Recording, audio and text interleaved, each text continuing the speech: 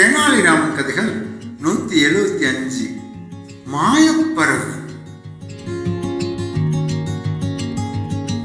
விஜயநகர அரசவைக்கு ஒரு முறை அண்டை நாட்டு வேடன் ஒருவன் வந்தான்.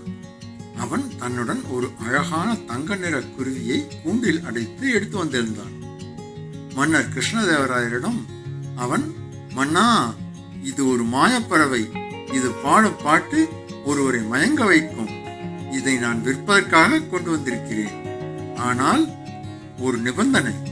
இந்த பறவையின் நிழல் எங்கு விழுகிறதோ அங்கு அம்பு எய்து யாராவது இந்த பறவையின் நிழலை கொன்றுவிட்டால் நான் இதை விலையில்லாமல் தருகிறேன்.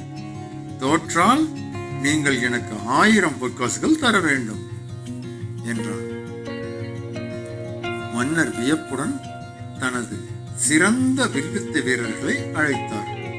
அவர்கள் பறவையின் நிழலை நோக்கி அம்பு எய்தினர். ஆனால் பறவை கூண்டுக்குள் இருந்ததால் அதன் நிழல் தரையில் அசைந்து கொண்டே இருந்தது. வீரர்களால் நிழலை சரியாக தாக்க முடியவில்லை.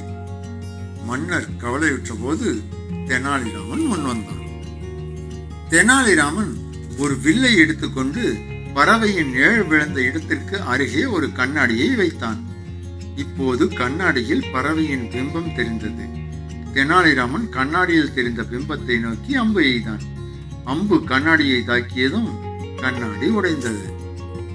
தெனாலிராமன் சிரித்துக்கொண்டு, மன்னா, நான் நிழலை கொன்றுவிட்டேன். ஆனால் நிழல் என்பது வெறும் பிம்பம். நிழலை தாக்கி நிஜத்தை கொல்ல நினைப்பது முட்டாள்தனம். அதே போல ஒரு உயிரை அதன் அழகான பாட்டிற்காக கூண்டில் அடைத்து வைத்திருப்பது அதன் உயிருக்கு செய்யும் துரோகம்.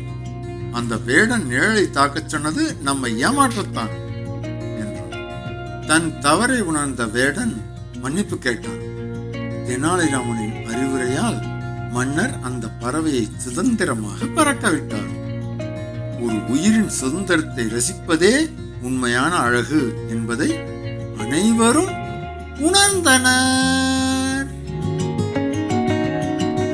நீதி. அழகு என்பது ஒரு பொருளின் சுதந்திரம் மட்டும்தான்.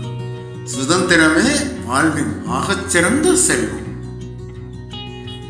ஆமாங்க, ஆகச்சிறந்த செல்வம். நீங்க சப்ஸ்கிரைப் பண்றதுதான் இந்த சேனலுக்கு ஆகச்சிறந்த செல்வம். அதனால இந்த சேனலுக்கு சப்ஸ்கிரைப் பண்ணுங்க, லைக் பண்ணுங்க, கமெண்ட் பண்ணுங்க.